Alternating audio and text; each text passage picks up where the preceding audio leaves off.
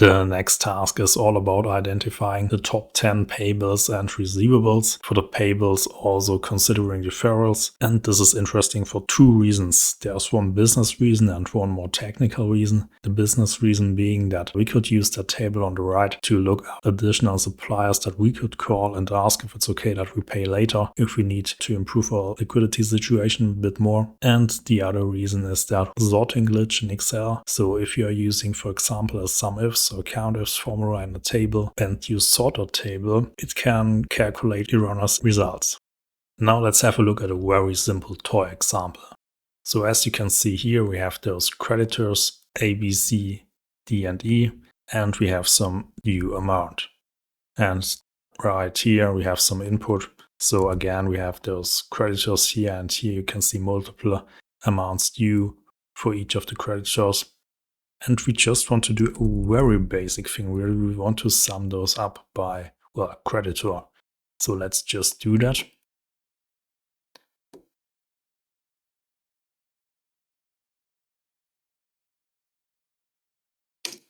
With this basic SUMIFS formula. And now we have this.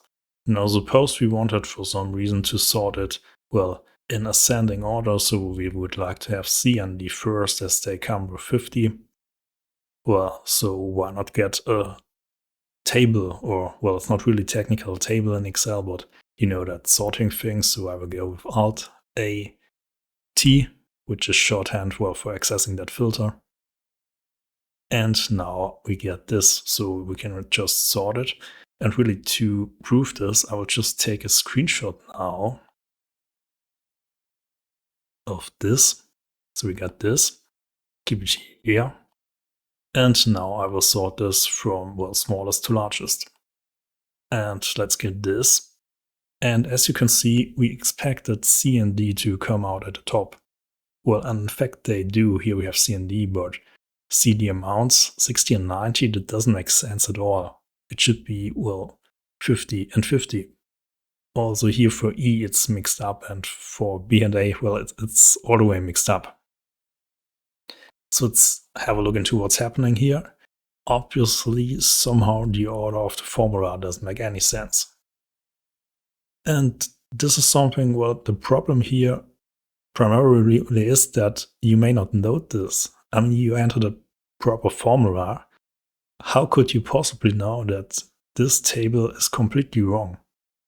Suppose you just, well, did this and sent it to your manager or even the client, and you wouldn't assume that there would be any problem at all. And then it turns out to be completely wrong. So this is why I included this in here.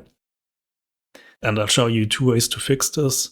One simple way and a, well, bit longer way, but that's more bulletproof. So here, what you could do, you could write the SUMIFS statements differently. So you could, well, go with these, go with this criteria range, go with this, and then remove this worksheet prefix here. Actually, that's causing the problem. Don't ask me why, but that's the way it is. So here we have this. And now you can sort it as often as you want. So for example, from largest to smallest, it will work. So we have this A on top with 190 and E with 60 in between. You can also sort this from smallest to largest. It's just fine like this. And that's just because I removed this worksheet prefix here, which technically shouldn't do anything at all, because, well, we are on that worksheet. I don't need to name that worksheet here, but still, that's what's causing the problem. So, well, now you know this, and you can take care of this the short way if you like this. Another way would be, well, to calculate the rank and do a lookup then based on the rank for the table. I will show you how to do this in the actual, well, liquidity plan model. So why not get started over there? So as always, start with the result that we finally want to build in Excel. Here we have the receivables at the top and the payables right below them. We always just show the top 10, or for the receivables just the top 5, because there are only 5 And well, we also put that IC flag here, which I think makes sense to have because it's just, well, much easier to ask an intercompany customer or supplier to do something for you. And other than that, well, I don't think this is too spectacular and needs any more explanation. So I will also just quickly show you where this is coming from, and this will be the main task here to build this. So for the payables, we have this table up here before deferrals, which shows on the weekly timeline all those, well, payables by supplier. Here we have the rank that I calculate. I will use this for sorting. And down here then we have the, well, sorted table again. Here's an IC flag. Down here we have the same thing after deferrals. There's a little challenge here because, well, the rank formula doesn't entirely cover this, so we need a bit of more helper columns to calculate the final ranks. And down here we have the whole thing sorted again. So it's really not that complex, but I think it's useful to know an alternative way of sorting in Excel. Just for example, here for the receivables, suppose that I had something like, well, I won't do it, but like this in here, it would also constitute a breach really like of the flow of the whole thing. And that's why sorting by calculating the rank and then looking up based on the rank, I think is more elegant than using this built-in sorting and filter functionality of Excel. So let's copy this from the final version over to our workbook. Let's get those formats. Let's get those column widths and also the formulas. Hit yes to all twice. Now we get this. I'll make sure to set this to 20 pixels. And now we can clear the contents down here. Please also make sure to clear the rules from the selected cells. And I will make sure to zoom in a bit so it's better readable. Next, we need those customers that we need to get our money from. So let's head over to the receivables tab over here. And well, these are actually in column B. So this time there are only 5 of them. So this is not a big deal. We could just look that up. But a way to do it if there are a lot of them, and we'll see that for the payables actually, is to go with remove duplicates. And then we need to remove the total and the description and go for these 5. So I will just get these values. Now we got these. I'll make sure to remove this sheet. And we can take it from here. So, well, what we're looking for here is actually just another SUMIFS statement. I guess you, well, know what I'm up to do, so I'll just get this from here and explain it. I think that saves us some time. So let's get this formula. Really all it does is it goes to the receivables tab, sums up as usual from column J, the amount euro. Then it checks that we are, well, in the right week regarding the Monday and the Sunday, that we do not sum the totals twice. And well, we need to check for that of wholesale here in this case, of course, convert it from euro to K euro, and that's it. So there's not really that much happening here. We can paste this all over here. And now we can already calculate the rank. So I will do this for this column for the due week.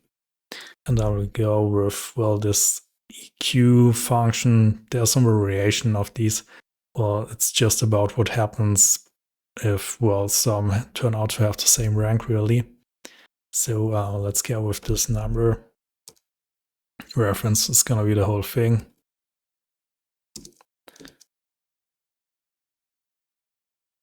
So now we can enter the order that we want over here, 1, 2, 3, 4, 5. Very simple. Here I will put in a very basic index match statement. So let's do this. We will look up the first rank first. And we can copy this And let's check. So we have our wholesale first as expected. Müller comes in second, which makes sense. And third we have Schneider. That's here. Schmidt fourth. And finally fifth Fischer. So, well, this just worked out. Nothing too spectacular really, but well, it can be helpful because what would be the alternative? Let's say you were sorting something like this here with some column headers, but really, well, it's not something that you want to have right in the middle of your worksheet. So I will also make sure to just remove this again. And this is, well, a more consistent way to have some data and then sort it some way that you need it in. Now there's just one thing left to do here, and that's the conditional formatting. So I'll make sure to get something like that to start with. I will go here, manage rules, edit rule, and here I can set the values that are used in the final version.